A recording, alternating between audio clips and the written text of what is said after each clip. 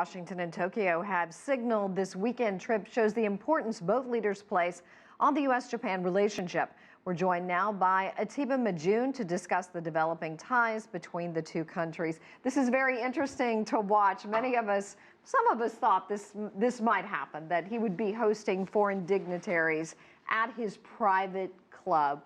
Is this how you thought this would be played out? I don't know how else we expected it to play out. We knew that he was going to be playing golf. We knew that he was going to be at his resort. What I'm interested in seeing is what the readout is going to be on this. You know, what did they discuss?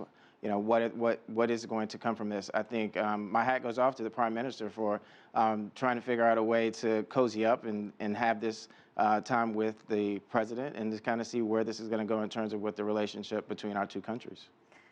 The U.S. and Japan, longtime allies, and yet President Trump on the campaign trail was very critical of him. How will Shinzo Abe walk a fine line with this back at home with the voters? I mean, everything right now is, when you're dealing with this, with our president, everything is so touchy-feely. It's, you know, we live in a Twitterverse, so we never know what the president is going to say. 2 o'clock, 3 o'clock, whatever time o'clock it is in the morning. In terms of with the Prime Minister, what he's going to go back and share is, was there something economically beneficial to the country that came from this?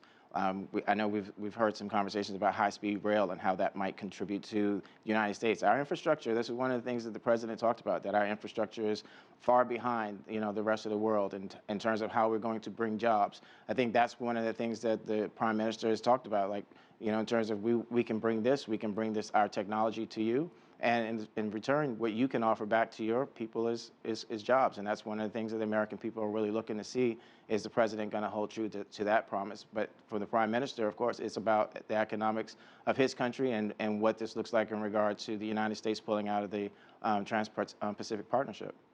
How do you see the phone call between President Xi and Donald Trump during Abe's visit?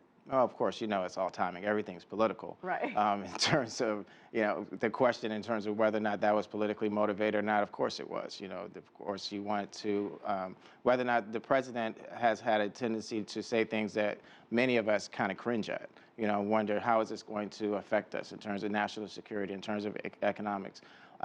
We still have to wait and see how this all, again, plays out, but there's so many different dynamics between the peace with China and Japan and the region. The president himself, in terms of how he is handling diplomacy when these phone calls, I think a lot of it that we want to really see is how is it going to play out in terms of these personal relationships and when he's one-on-one with these leaders.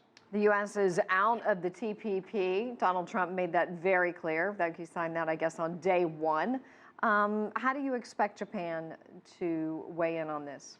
Yeah, I think, you know, we have to see where this all lays out in terms of with other countries. We have to see how is it that in terms of this agreement going to look without the United States involved. The United States is a big part of this. So in terms of our dollars being pulled out, in terms of how we're going to leverage trade agreements with other countries, the president did say that in terms of with this golf expedition, I mean, as a golfer, I can tell you that a lot of things can get done on a golf course.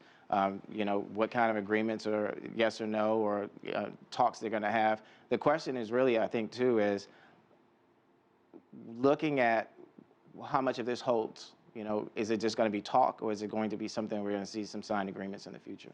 Well, the question is going to be surrounding why Mar-a-Lago, you know. I mean, he says it was a gift to him, but there are plenty of golf courses in Washington, D.C. And is this a conflict? It's too cold in D.C. All right, Atiba Madyun, thank you so much. We appreciate it, Atiba.